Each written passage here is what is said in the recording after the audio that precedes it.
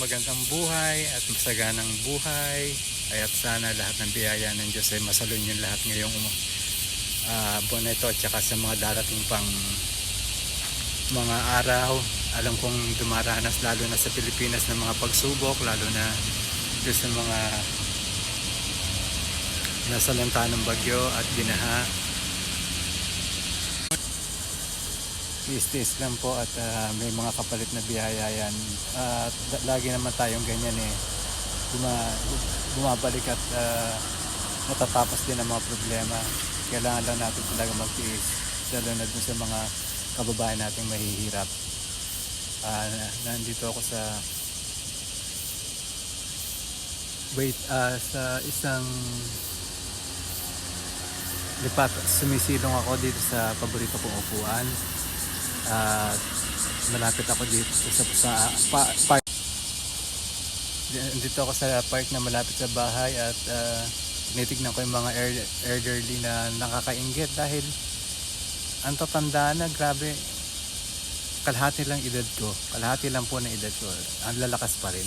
Talagang iba yung batak sa trabaho, iba yung, ako naman batak sa trabaho, kaya lang sumobra sa trabaho. Kaya nagka-Parkinson. Hindi po yun pinagmumula ng Parkinson.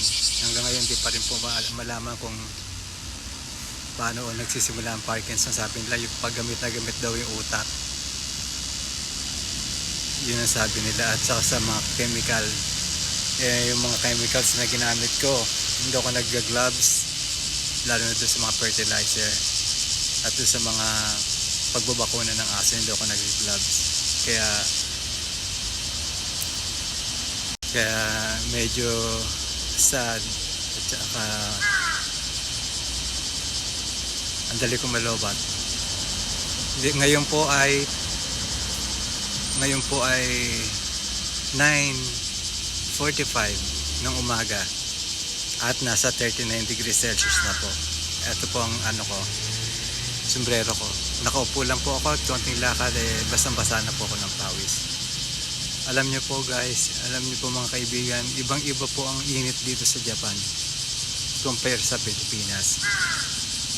Sa Pilipinas po umaabot po ng 40 plus degrees Celsius. Dito po umabot lang ng 37 o 38. Grabe na po, parang na pong impyerno. Lalo na pag sa bahay, pagbubuksan niyo po yung veranda, sasalubong sa inyo ay napakainit na simoy ng hangin at talagang kala nyo nasa pugon kayo na sinisilaban at talagang sobrang init po talaga. Iba po ang init dito sa Japan mga kaibigan. Malagkit, malinsangan. Kagaya po ngayon walang hangin. Grabe po, nakakahilo. Hindi nyo po tatagalan, kaya ngayon po medyo mag-aalis-lis na, pero ang mga tao po talaga hindi lumalabas, lalo na pagdating ng tanghaling tapat. Hindi nyo po sila makikitang gagala-gala dahil ang bilang po ng nahi-heat stroke dito sa Japan ay napakarami po. Kaya kailangan po lagi tayong hydrated o kailangan natin uminom lagi ng mga fluids para wag tayong tamaan ng heat stroke, lalo na yung mga puyat at nahihina ang resistensya. Kailangan po nilang matulog at kailangan po nilang uminom ng tubig dahil makakatulong po ito para sa kanilang kalusugan. At ang isa po, tumataas po bilang ng dito ng coronavirus. Hindi ko nga alam kung hanggang kailan natatapos yung corona niya. Kaya ako laging nakamask. Eto, nakamask pa rin. Pero pag ganito mainit, ang hirap huminga. Yung anak ko lagi rin nakamask, kaya yung pimples hindi matanggal-tanggal. Mabuti pa pag winter, talagang kahit na napakalamig, kayang-kayang tiisin. Hindi po kagaya ng summer na talagang nag-uubos ka talaga ng pawis at kailangan mong uminom ng maraming tubig para bumawi ng lakas. At saka dito po, pag ganitong summer, uso rin po ang sunog. Kaya ang mga fire ambulance kabilaan, parito at parito. Kaya pag natutulog ka talagang kahit na anong oras o nagnanap ka sa tanghali, ay magigising ka dahil tabi lang kami ng kalsada ng main road. Kaya lahat ng dadaan o kahit na ano sasakyan, patrol car, ambulance, fire truck, may at maya po dahil marami po dito ang nagkakasunog at nahi-heat stroke. Kaya lalo po na po yung mga matanda at mahihina na nakagaya ko. Huwag naman sana. Knock on wood, Lord. Kawawa anak ko. Kaya ayan po. At doon naman po sa mga mabababa ang lugar dito sa Japan pag umulan, talagang hindi po nila unexpected po na talagang binabaha sila ngayon. Meron pa nga pong mga inalod na patrol car at namatay yung sakay ng mga pulis. Talagang grabe po yung kalamidad ngayon. Talagang ibang-iba na. Hindi po kagaya ng dati na siguro talagang matanda ng panahon at nakakaawa ang mga tao at mga susunod na henerasyon dahil sa walang tuloy na pag-unlad pero nakakasama sa kalikasan. Kaya ang ingay ng kuliglig. Kaya magdasal na lang po tayo para wag po tayong danasin ng mga ganitong mga sakuna. At meron din po mga lindol. Alam nyo naman po sa Japan, malimit din na lindol. At yan na po ang pagbabadya ng ubong o pagbalik ng mga espiritu at mga kaluluwa naman ng mga namatay kung saan man sila naroroon. Ayan po. At nag-iingay at nagkakantahan o kung ano pa man ginagawa ng mga kuliglig. Kaya ganito po ang buhay dito.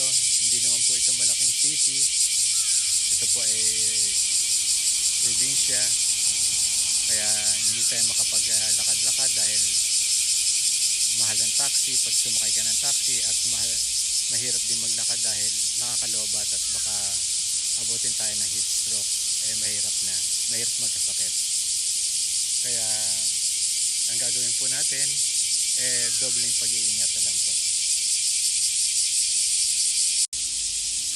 Kaya mga kaibigan, mga kababayan sa mga panig ng mundo, huwag niyo kalimutang magdasal at mag-iingat kayo lagi. Lalo na doon sa mga dumaranas ng mga kalamidad. Huwag po nating hayaan na wag naman sana natin maranasan, wag na sana namang maranasan ng pamilya natin ng mga gantong sakuna dahil napakahirap mawala ng mahal sa buhay. Kaya yung mga kababayan ko dito sa Japan, mag-iingat kayo at lalo na naman nasa mababang lugar at nasa tabi ng mga dagat na binabaha o pag nagka-lindol nagkaka-tsunami, mag-iingat po kayong lahat. Kaya saan mo sa panig ng mundo, basta may Pilipino o kahit na sinong tao, mag-iingat po kayong lahat at magdasal po tayong lahat. Yan po ang mga bagay na dapat natin tandaan. Okay, alis na po ako. Bibili na po ako ng tubig at sana mag-autumn na. Mag-autumn. Ako po, Gutom na po. Bibili po ako ng makakain sa convenience store dahil mag-holiday po rito ng halos 1 week. Ang haba po kaya hindi ko alam, baka mainit na naman yung aking binata dahil alam niyo naman ng mga tao kahit na normal ang mga tao naiinip pag lagi nasa bahay lang. Mas lalo din yung mga may autism o may disorder ganoon din naman sila naiinip din. Kaya sa mahabang holiday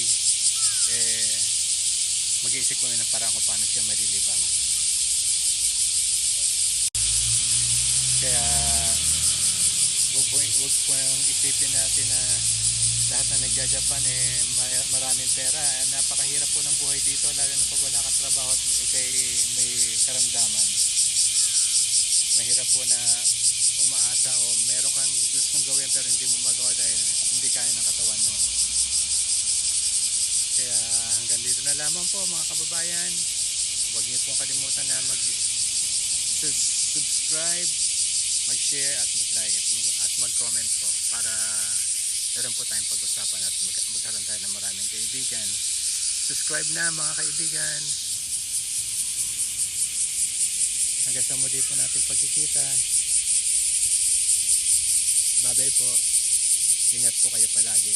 At ipagdarasal ko kayo na sana'y nasa mabuti kayong kalagayan.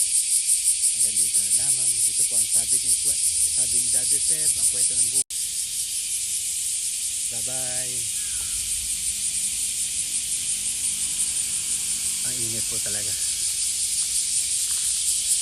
Maglalakad na po ako papunta sa convenience store para bumili ng tubig at makakain. Masakit po yung sakong ko. Bye-bye po.